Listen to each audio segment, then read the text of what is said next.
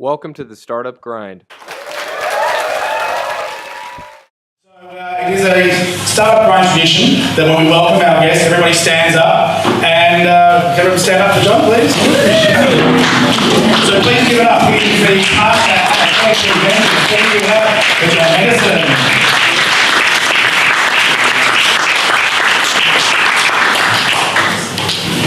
This is obviously my only shirt.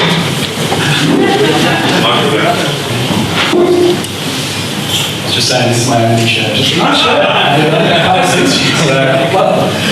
So John, I wanted to just find out a little bit more about you and your background. Now you started your career as a lawyer, is that right? What drew you to the law? Actually, no. I started my career as a failed entrepreneur. Oh wow!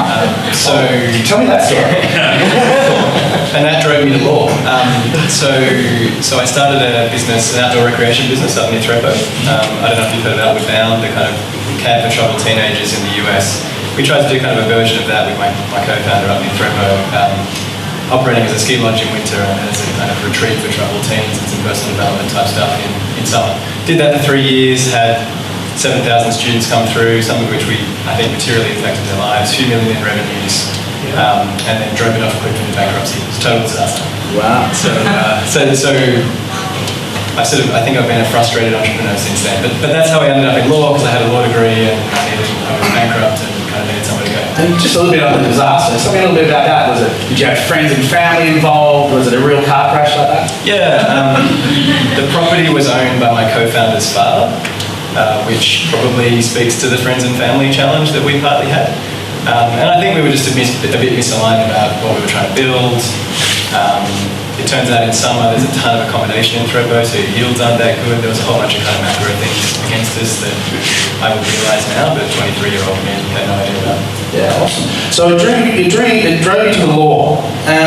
But so you became a lawyer, did you figure out it just wasn't for you, or what happened there? To be honest, I needed a job.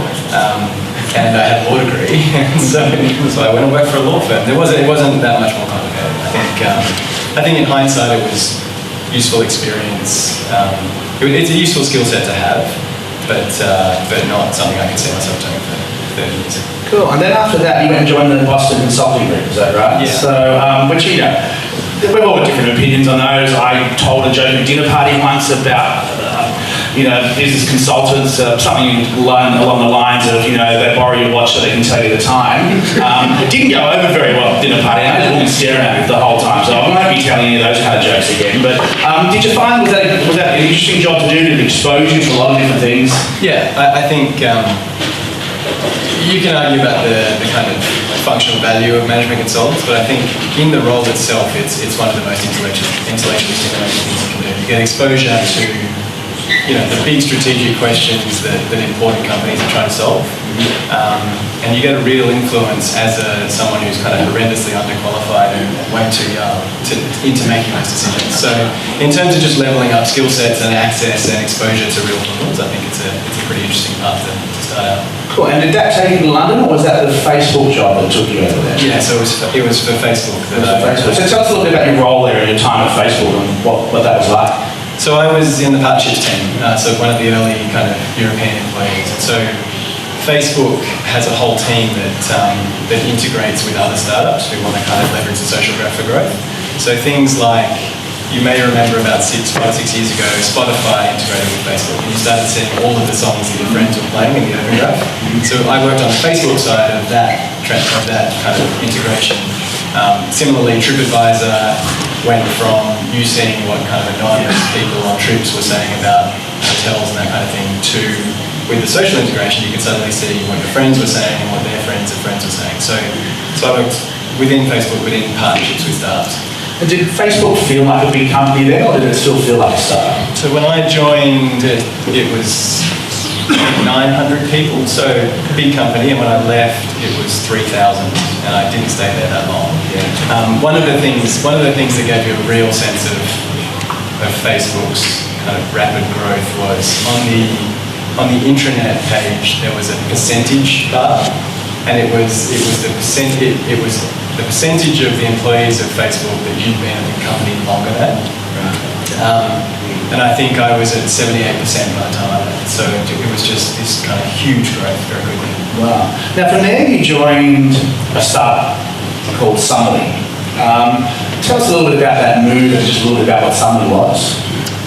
Yeah. So this is not something I should probably broadcast publicly, so I don't know why I started out saying that. So my boss at Facebook was doing a bunch of angel investments. And he would often send me off to meet the founders and kind of give him a perspective on whether it was a good investment. And so he did this with Summerly, which kind of weirdly the founder was a 16-year-old kid, so it had all the hallmarks of a total disaster.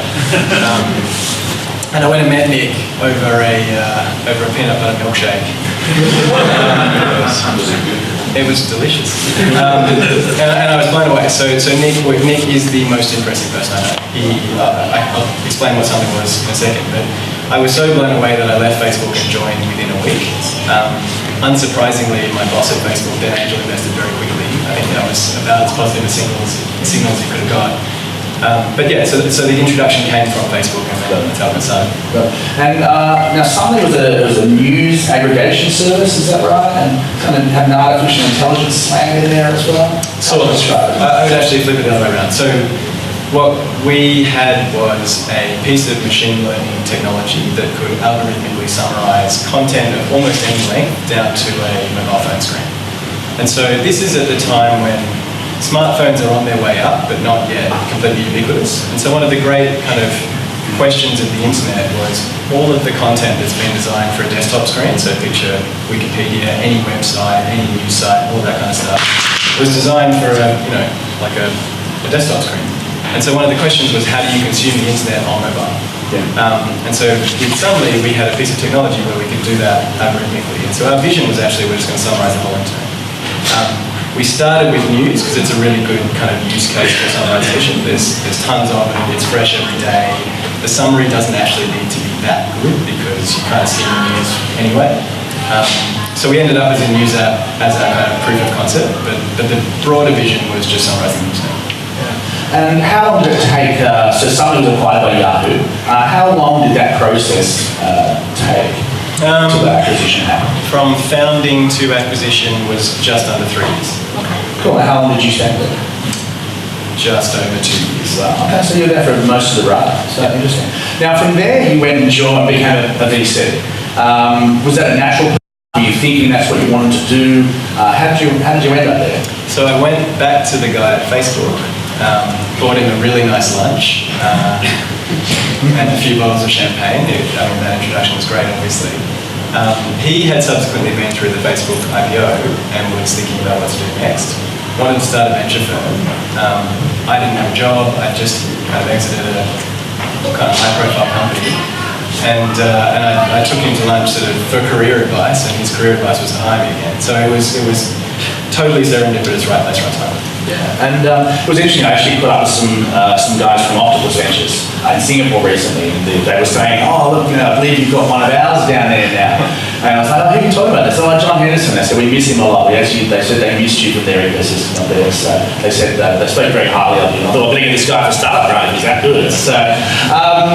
So you'll move back to Sydney. So you're obviously from Australia originally. Where did you grow up? You were here in Sydney, right? Yep, in West London. Cool. And was it just you had enough of London, or there was an opportunity you came up here with AirTree? What was the decision-making process behind coming back here to Sydney? Yeah, so it was. So I was at White Star, which was the venture fund over there for 4 years, and we made a bunch of great investments. And then I got to that point where venture is a very small niche industry. You need to pick your firm and decide who you want your partners to be.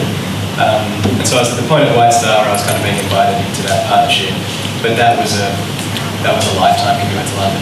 And so it was almost kind of forced professionally it forced me to kind of reassess where I wanted to be, aging parents, the desire to have young kids, all the kind of usual stuff got me looking back around Australia and trying to figure out whether there was interesting stuff going on here, and it turned out there really was.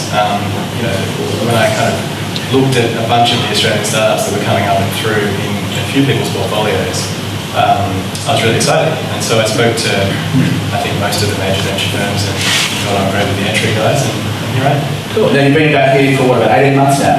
Is that right? Yeah. So can you talk about any of the investments you've made so far, or the ones that are public, and just maybe what you were looking for in that investment?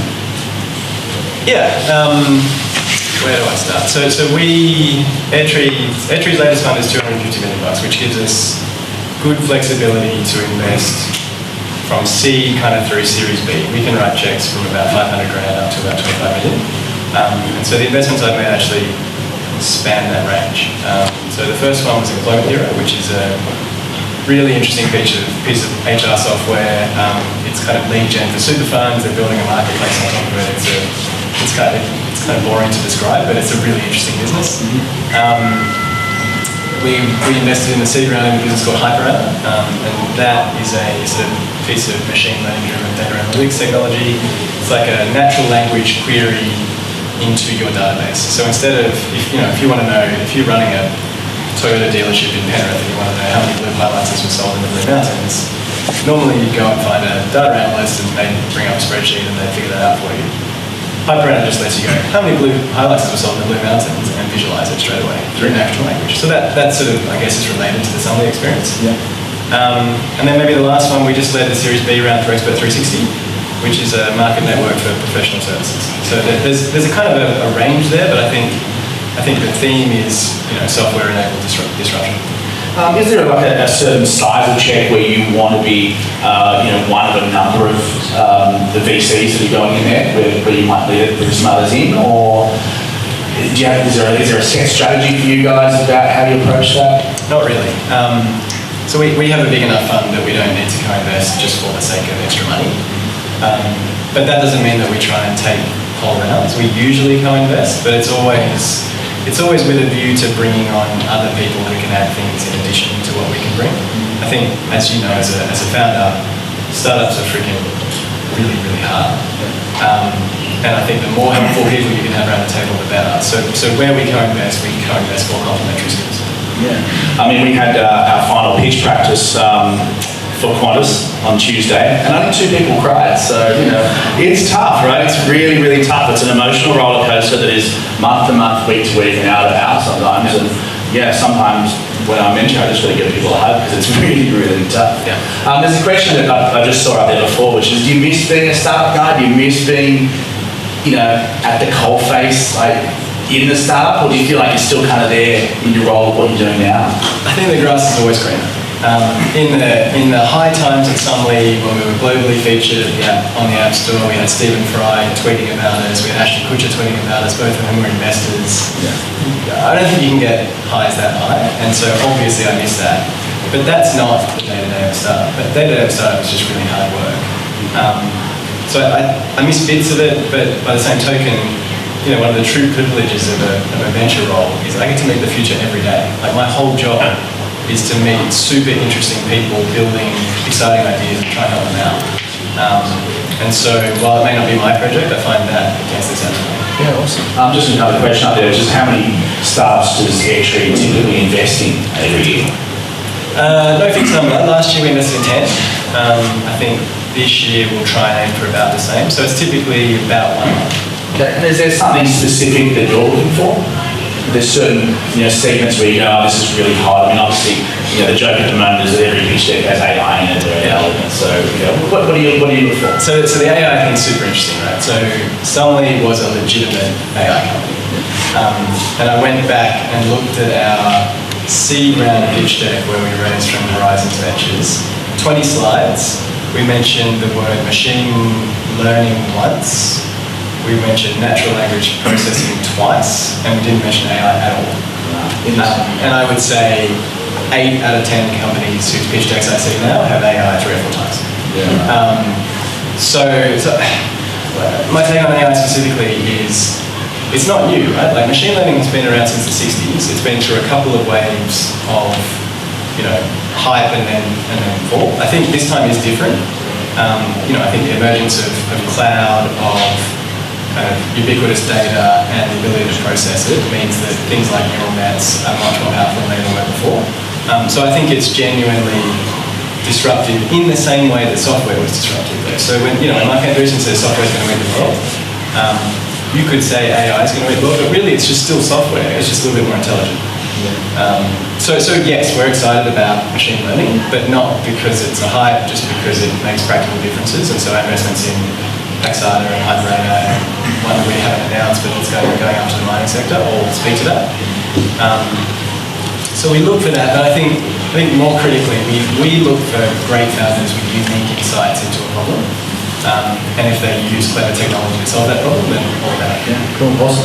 I'm interested to find out, when you arrived back here 18 months ago, it'd be fair to say that the startup market was pretty frothy then. How did it compare to London? What was the first thing, having been sort of intimately involved in sort of two ecosystems there? What were the differences that kind of stood out to you straight away? So it was frothy from a kind of in the newspaper perspective. I'm not sure the reality kind of matched what was being described, and so I would actually say there was kind of less capital even when I came back than was merited by the businesses running around Australia. And so one stark comparison with London is just there's a huge amount more angel investment going on in the UK and in Europe more generally than there is in Australia. And there's a bunch of tax advantages that kind of fuel that, but there's also just big city, lots of rich people, a higher appetite for risk. A lot more businesses get started, and that's the top of the funnel, right? And many of them fail because that's what happens with startups, but therefore more come through. And so I'm still struck by, there's a lot of new venture funds now, but I think we still need more angel investors, and specifically, the best angel investors are people who build businesses and then are kind of reinvesting back into the ecosystem. So I'd love to see more of that. Yeah, I mean, is there a depth issue as far as the quality of startups that we have here at the moment? I think you speak to any group of founders and they'll say there's not enough capital. Yeah. You speak to any kind of group of venture capitalists and they'll say there's not enough great founders. The true answer is somewhere in the middle. And so for us, we try to invest in 10 great businesses a year. There are definitely at least 10 great founders every year coming through the system. There's probably 50, there's probably 100. Maybe there's not 1,000, but for us, there's no depth issue. Yeah, interesting. Just another question off the ball there. With all this experience, what's your number one regret? So the Sumley acquisition was really interesting. So we had this huge vision. To summarise, the internet is up there with visions, I think. And we really only launched a news product in one language and one smartphone format when we got approached by Yahoo. And I think getting acquired was the right thing to do. We got acquired for $30 million US, which for Nick, who at that time must have been 18, was a transformative experience. He set up for life, he started another company, whatever he does, he's a rock star. Yeah. I think for the rest of the team, we would have loved to push on, but it was the right thing for the founder. So I think a great regret is that we didn't really see where we could go with summarising the internet, but I don't regret the outcome because I think it was the right decision for the company. Yeah, interesting. I know Facebook had a couple of big moments. There was the Yahoo offer, of course, then the IPO, and there was the story that a lot of people left Facebook after he turned down the $1 billion offer from Yahoo. And then the story is by the time they got to the IPO, everyone's already on. Those people were all on board. So I suppose just on that Facebook thing, there's a question up there, which is, what was the biggest thing that you learned from a big startup at Facebook? I think the biggest thing I learned at Facebook was the mismatch between the exterior perception and the kind of internal workings of a hyper-growth company. From the outside, Facebook from about 2009 onwards just looked spectacular. Everything was working, the product was great. It must have just been people sitting on kind of golden toilets inside having a great time. On the inside of Facebook, it was chaos. You couldn't, if you wanted to find information from a colleague, we didn't have systems to share anything. It was literally, emailing back and forwards, trying to call up people and find people in Austin or in California or wherever who had kind of the right information. So I think just the organizational challenge of scale and managing something in a company that I think was, when I was there, tripling in employee count year on year. I learned a ton from that, and it was so inefficient, and yet it still worked because the product was so great. And so to go, having seen the kind of chaos of internal inefficiency in a company like that, kind of reinforced to me the importance of product. You can't just grow a shitty product by pouring money into it because it'll all fall apart. You need something fundamental there to make it work. Yeah, interesting. Is it possible for a company of 1,000 people to still act like a startup, or at least think like a startup? Or is it's that time is gone and they have to approach things in a different way? We certainly tried. So at Facebook, all over the world, I think still all over the world, so move fast and break things, which was kind of I think is the ultimate startup. Right? It's make quick decisions. If they're wrong, then make another decision to improve it. So I think that spirit pervaded Facebook back then. I think probably less so now. But it was also a pretty flat organisation. So David Fisher, who's the head of global sales, came into town. I was working on this idea for a location-centric ad. So this is when the mobile app was kind of crap but starting to work, and Facebook was tracking everywhere you go in a little bit of a spooky way. And so I wanted to, how it said, at that time there was a bunch of ads which said, buy this product because 13 of your friends like Nike. I wanted you to go to the Grand Canyon because 15 of your friends have been to the Grand Canyon. David Fisher was in town, did an all-hands presentation, and then just said, okay, so who has ideas? And that was one of 4 ideas. People just put their hand up that kind of got into the implementation process. And that was like 17 layers down below here. So I think those kind of flat structures plus a spirit of making quick decisions still worked at Facebook at that size. Interesting. Corporates are now getting into corporate venturing. Obviously, Telstra Ventures with Matt has been around for quite a while, written lots of checks. We've got Qantas are now looking at doing some follow-up investments into the teams that came to their accelerator. AMP had a fund, but then they pulled that again now. Can corporates succeed in that area? Is it a different set of challenges than it is for someone like AirTree? So some definitely can, right? So I think if you look at Google Ventures, I think they're a top-tier venture firm, undoubtedly. They bring a whole bunch of value add because they bring their designers and engineers into the process and help their companies out. And they're generally non-competitive with the companies they invest in. So I think that's kind of my pinnacle of this is how corporate VC should work. I think Intel and Cisco and a bunch of others do that well as well. I think it gets harder when you're, if you're Walmart and investing in a bunch of retail technology, I think that's trickier. Because by investing in a bunch of things which are core to your business, you make it very difficult for that business to either A, compete with you, or B, get acquired or get customers who are your competitors.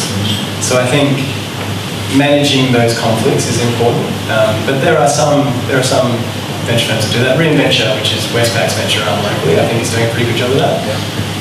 And I think Telstra Ventures is doing a pretty good job of that, but not everyone is. Yeah, okay, interesting.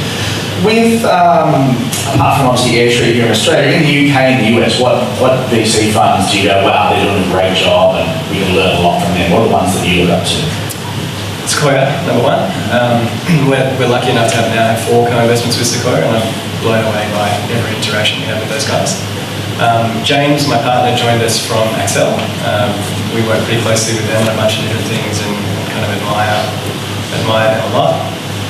Horizons Ventures, which nobody has ever heard of, which was the investor in Sunway, is up there in my top 3 investors globally.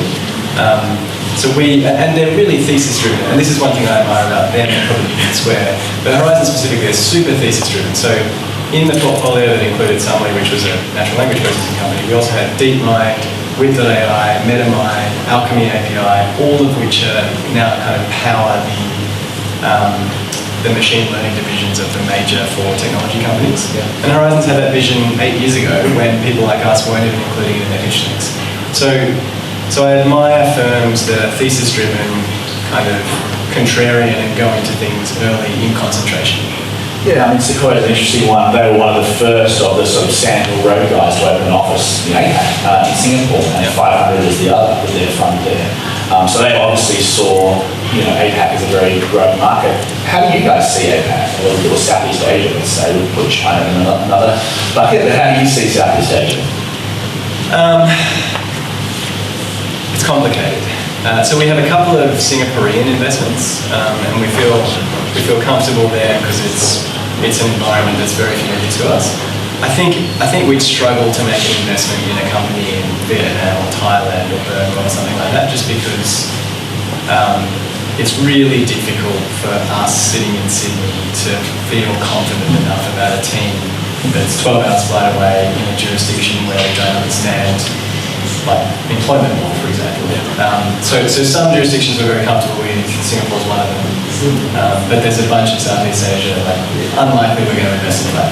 Yeah. Interesting. Say, I know with 500, I assume Sequoia is the same. If they invest in a startup from Thailand, they actually force that company to domicile in Singapore, obviously the state government, currency law, plus the government incentives they have there as well. So I want to talk a little bit about, there's a lot of people in the room here that are probably here tonight because they're thinking about, they think at some point in time they're going to have to raise some funds. So they really want to probably pick your brains about that. So I just want to ask you a few questions that can maybe help them out.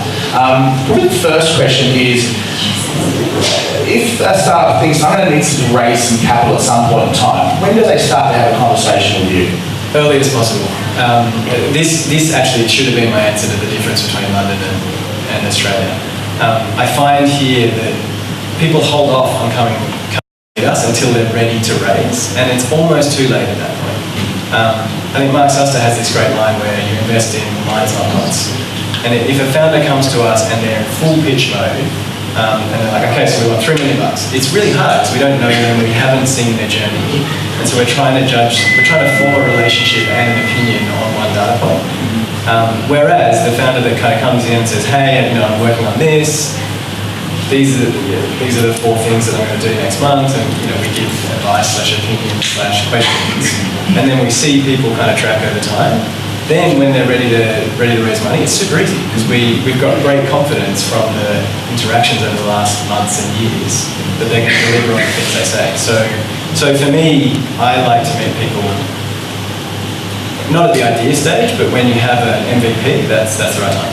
Yeah, actually, I also find that I've noticed that as well here in this market. People go, I'm raising now. It's like, well, like John and I, we could have 3 1-hour lunches together or meetings, and we still only start to get to know each other. It takes a bit of time, doesn't it? I suppose you want to see some progress in that time that you meet, right? Well, it works in reverse as well, right? So the average venture investment is longer than the average Australian marriage. So think about how many dates you go on to get married with someone. And then we end up in this 7, 10, 12-year relationship with someone, and if we've been on 1 or 2 dates, it probably won't end that well. Or it may not end that well. So that's the other thing. It's for the founder's sake to get to know us and see if we're the right kind of partner for them as well to set up that kind of successful relationship. Cool. And just flying off from that last question, when is the right time to seek funding? When should they actually raise some capital? Every investor will give you a different answer on this. For us, it's when you've launched a product and have some customers who love it.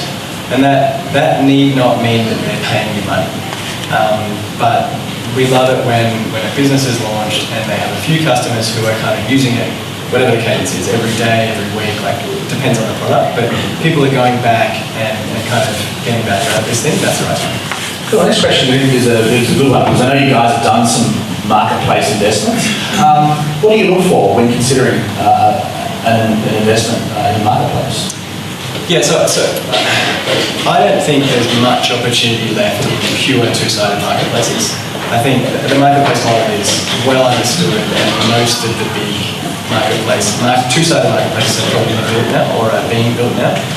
What we're really excited about is market networks.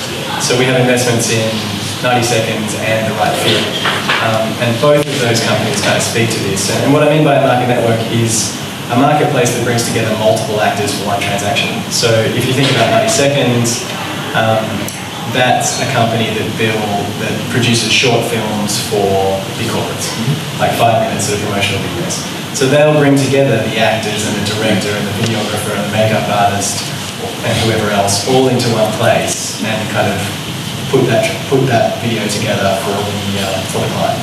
And so that's really complicated. Like getting 5 or 6 parties to work together on one thing historically required an agency, and now can be done in a market network. Same for The Right Fit, we do that with the modeling industry. So we, in our kind of future marketplace investments, I think we'll look for multi-sided transactions.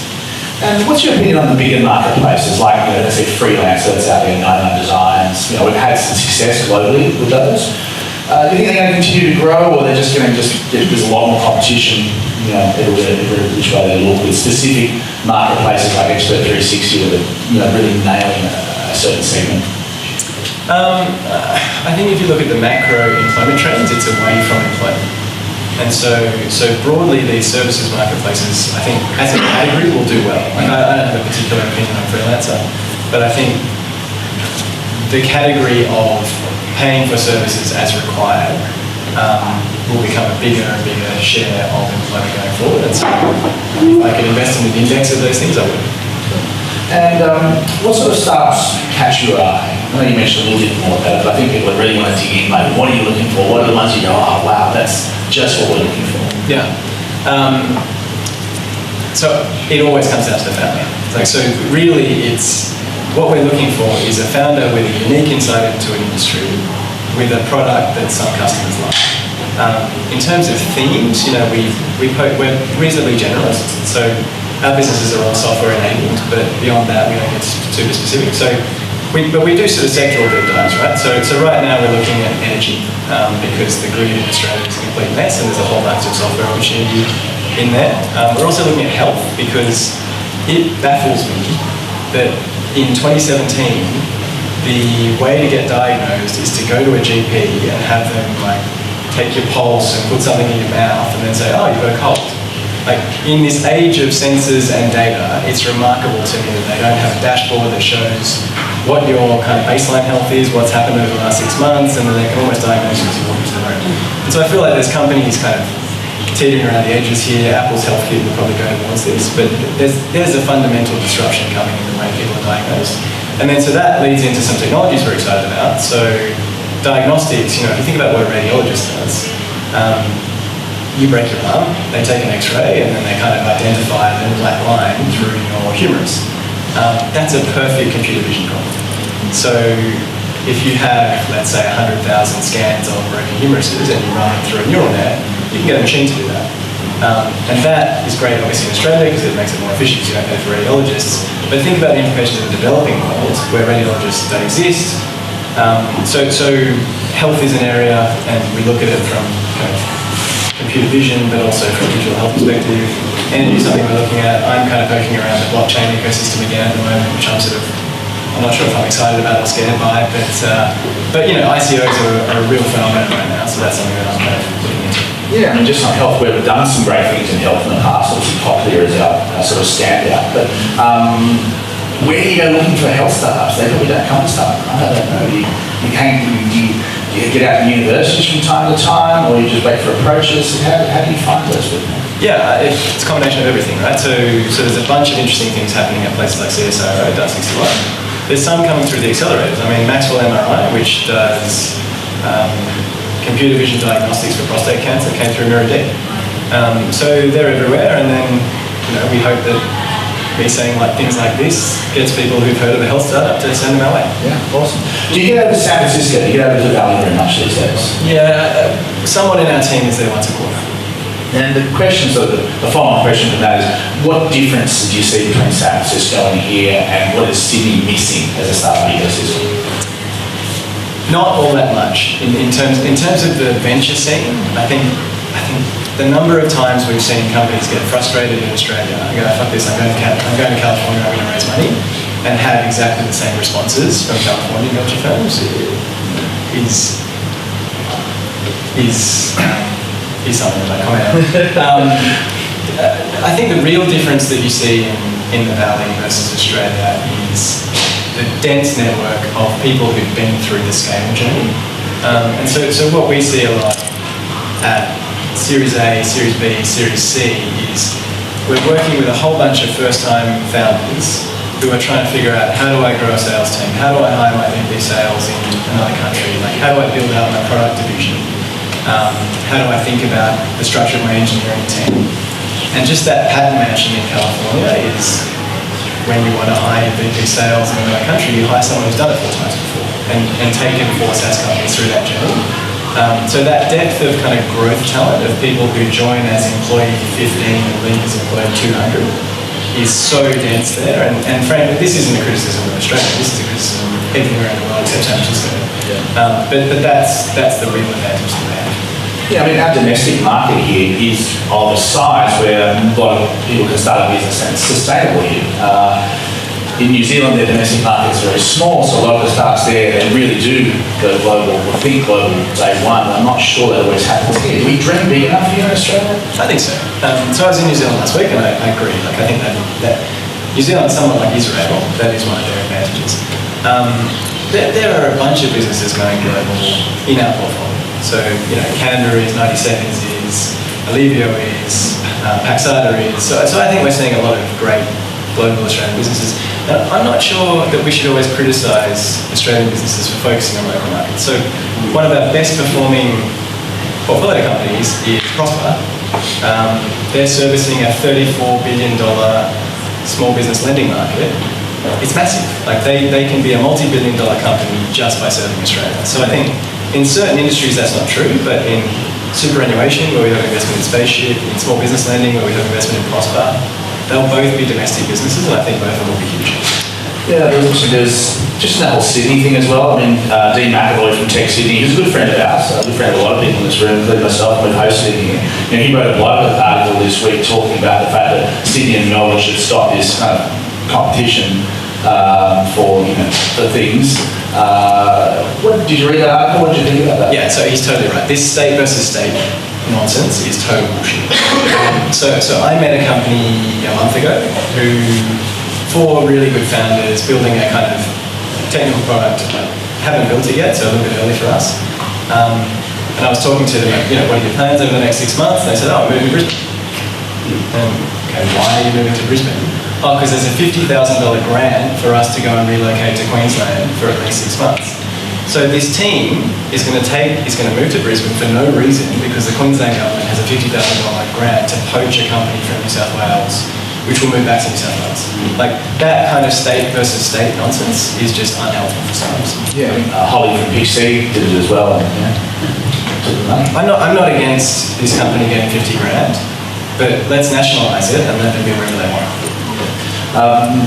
Government grants. That sort of leads to an interesting question about government grants. There's pretty much every startup event I go to, someone puts their hand up and says the government isn't doing enough. What do you think about that attitude and just government grants in general? Are they helpful? Are they not helpful?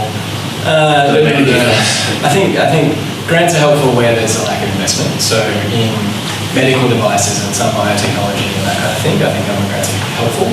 I'm more in favour of kind of tax stimuli and government policies which encourage angel investments. So in the UK, if you make an angel investment, you get a 50% tax deduction on that angel investment. I think that's great because you're still putting your money on the line and still making a call on a company. It's just more tax efficient for you. I think that's a much more effective way to allocate capital to startups than government saying here's 50 grand. I know that when you first came back to Australia, you mentioned that at the time the innovation statement was one of the things that gave you some focus on coming back to Australia. 18 months down the track, where are we at with that? 18 months down the track and 3 new ministers for innovation. I think that's less positive than it was. I feel like Malcolm Turnbull had a pretty strong mandate and felt passionately about the subject, which I think is great. He's been stymied by his kind of political circumstances. I hope he gets through it, but it's not. It doesn't feel as top of the agenda as it was right now. Interesting question here for you, which is why not seek a financier rather than a venture capitalist? Why share when you don't have to? So why not go and try and invest and borrow the money? Yeah, that's a great point. Yeah. Venture is not the only way to raise money for a startup, and often not the best way to raise money for a startup. So if a bank loan is better suited to your business, then you should get a bank loan. Don't disagree. People like you founders go, I just don't want the money, I want to get smart money, I want to get access to new customers or mentorship. How do you guys view that at AirTree, and what do you believe you guys can offer founders? So we look at it in kind of layers. The first one is do no harm. So another observation maybe coming back from overseas is there was a bunch of kind of crappy investment terms floating around the startup scene 18 months to 24 months ago.